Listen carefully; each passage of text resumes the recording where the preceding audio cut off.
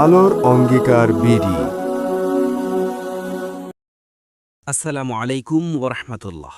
প্রিয় মুসলিম ভাই ও বোন, পবিত্র রমজান মাসে আপনি কি করে তারাবি পড়বেন, তারাবির নামাজের নিয়ত, তারাবির নামাজ কত রাকাত করে পড়বেন, কোন সূরা দিয়ে পড়বেন, সূরা তারাবি পড়বেন না খতমে তারাবি পড়বেন, এবং দোয়া মুনাজাত সম্পূর্ণ বিষয়গুলো বিস্তারিত জানাবো।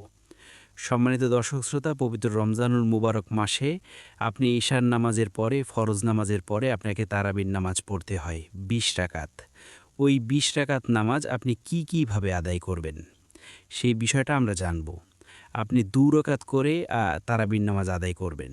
প্রথমে আপনি আশার ৪ রাকাত ফরজ নামাজ আদায় করে নেবেন, তারপর ২ রাকাত সুন্নত নামাজ আদায় করে নেবেন, তারপর আপনি তারাবির নামাজ পড়বেন। তারাবির নামাজ সর্বশেষ করার পরে আপনি কিন্তু বিতিরের নামাজটা আদায় করবেন। ২ রাকাত করে আপনি নামাজ আদায় করবেন। এই তারাবি শব্দের অর্থ হচ্ছে বিশ্রাম নিয়ে, বিশ্রাম নেওয়া, আস্তে আস্তে করে পড়া। অর্থাৎ ২ রাকাত করে আপনাকে পড়তে হবে, একসাথে ৪ রাকাত নয়। ২ রাকাত করেই এই নামাজটা পড়তে হয়। সম্মানিত দর্শক ও শ্রোতা, এই নামাজের নিয়ত আপনি কি করে করবেন আসুন এই বিষয়টা একটু জেনে নিই। নিয়তটা যারা আরবিতে পড়তে চান আরবিতেও পড়তে পারেন, যারা বাংলাতে পড়তে চান তারা বাংলাতেও হয়ে যাবে।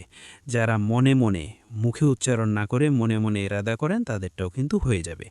যারা আরবিতে পড়তে চান তারা এভাবে পড়বেন: নাওয়াইতু আন উসাল্লিয়া লিল্লাহি তাআলা রাকাতাই সলাতিত তারাউইহ সুন্নাতু রাসূলিল্লাহি তাআলা মুতাওয়াজ্জিহান ইলাল জিহাতিল কাবাতি শরীফাতি আল্লাহু আকবার বলে আপনি কিন্তু নামাজ শুরু করবেন। আর যারা বাংলাতে পড়তে চান তারা বাংলাতে এভাবে পড়তে পারেন: আল্লাহ, আমি তারাবির ২ রাকাত সুন্নত নামাজ আদায় করছি কেবলামুখী হয়ে, আল্লাহু আকবার। ব্যাস, আপনার কিন্তু হয়ে গেল।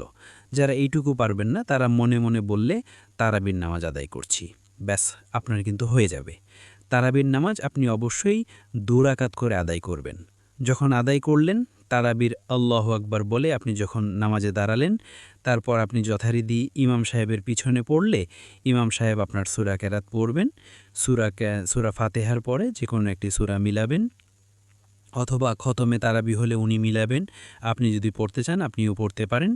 সূরা ফাতিহার পরে যে কোনো সূরা মিলিয়ে আপনি পড়বেন। এরপরের রাকাতেও সেম, যে কোনো সূরা মিলিয়ে, এবং যে কোনো সূরার আপনি মিলাতে পারেন সূরা ফাতিহার সাথে। তো সূরা ফাতিহার সাথে যে কোনো সূরা মিলিয়ে পড়লে এভাবেই কিন্তু আপনার ২ রাকাত নামাজ যথারীতি আপনি আদায় করবেন। এভাবেই আমি বলে দিচ্ছি। মনে করেন আপনি নামাজ শুরু করলেন নিয়ত করে, আমি ২ রাকাত তারাবির নামাজ পড়ছি, আল্লাহু আকবার, সুবহানাকা আল্লাহুম্মা ওয়া বিহামদিকা ওয়া তাবারাকা ইসমুকা ওয়া তাআলা জাদ্দুকা ওয়া লা ইলাহা গায়রুক, আউযু বিল্লাহি মিনাশ শাইতানির রাজীম, বিসমিল্লাহির রহমানির রহিম পড়ে সূরা ফাতিহা পড়বেন। সূরা ফাতিহা ছাড়া কোনো নামাজ হবে না। তারপর আপনি যে কোনো একটা সূরা মিলাবেন। যেমন ধরেন আপনি মিলালেন সূরা কাউসার। সূরা কাউসার পড়ার পরে আপনি যথারীতি রুকুতে যাবেন, এরপরে আবার রুকু থেকে উঠবেন, আবার সেজদায় যাবেন, সেজদা থেকে উঠবেন, আবার সেজদায় যাবেন, সেজদা থেকে সোজা আবার দাঁড়িয়ে যাবেন, আবার আউযু বিল্লাহি মিনাশ শাইতানির রাজীম বিসমিল্লাহির রহমানির রহিম পড়ে আপনি সূরা ফাতিহা পাঠ করবেন। সূরা ফাতিহার পরে আপনি যে কোনো সূরা যেটা পারেন সেই সূরাটা আপনি মিলাবেন। মিলানোর পরে আপনি যথারীতি রুকু সেজদা করে আপনি বৈঠকে বসবেন, আর তাহিয়াতু পড়বেন, দুরূদ শরীফ করবেন, দোয়া মাসুরা পড়বেন, অতঃপর আপনি সালাম ফিরাবেন। ২ রাকাত নামাজ কিন্তু আপনার হয়ে গেল। আবার আপনি ২ রাকাত নামাজ এভাবে পড়বেন। ২ রাকাত যখন ৪ রাকাত হয়ে যাবে তখন আপনি কি করবেন? ৪ রাকাত হয়ে গেলে আপনি এই দোয়াটা পড়বেন। আমরা এই দোয়াটা বিভিন্ন কিতাবে পেয়েছি। এই দোয়াটা কি আপনি যারা পারেন তারা পড়বেন, যারা পারেন না অন্য দোয়া, সুবহানাল্লাহি বিহামদিহি সুবহানাল্লাহিল আযীম, সবাই পারেন এটুকু পড়বেন।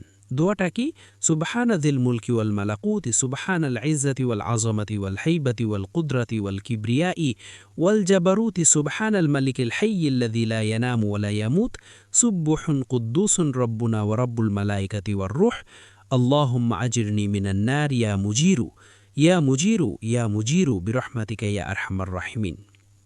এভাবেই কিন্তু আপনি নামাজ পড়বেন। আপনি খতমে তারাবি পড়বেন না সূরা তারাবি পড়বেন? খতমে তারাবি পড়াটাই হচ্ছে অন্যতম একটি মুস্তাহাব আমল, এবং এটা আপনি অধিকাংশ সময় নামাজের ভিতর থাকলেন, কোরআন থেকে তেলাওয়াত শুনলেন, তো এটা সুন্নত, নফল, অবশ্যই সুন্নত। তারাবির নামাজ না পড়লে কি রোজা হবে কিনা? দেখুন, তারাবির নামাজ এবং রোজার একটা সম্পর্ক আছে, সুতরাং এটা পড়াটা হচ্ছে সুন্নত। যদি কেউ অনাকাঙ্ক্ষিতভাবে ছেড়ে দেয় তাহলে তারাবির নামাজ, যদি কেউ অনাকাঙ্ক্ষিতভাবে যেমন কোনো কারণবশত, অজুর বশত যদি ছেড়ে যায় তাহলে তার রোজা হয়ে যাবে।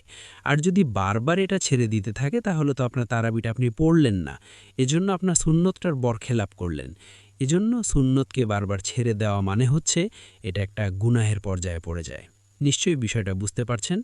সম্মানিত দর্শক শ্রোতা, আপনাদের কোনো প্রশ্ন থাকলে আমাদের কমেন্ট বক্সে প্রশ্ন করতে পারেন। আজ এ পর্যন্ত ভালো থাকুন। আসসালামু আলাইকুম ওয়া রাহমাতুল্লাহি ওয়া বারাকাতুহু।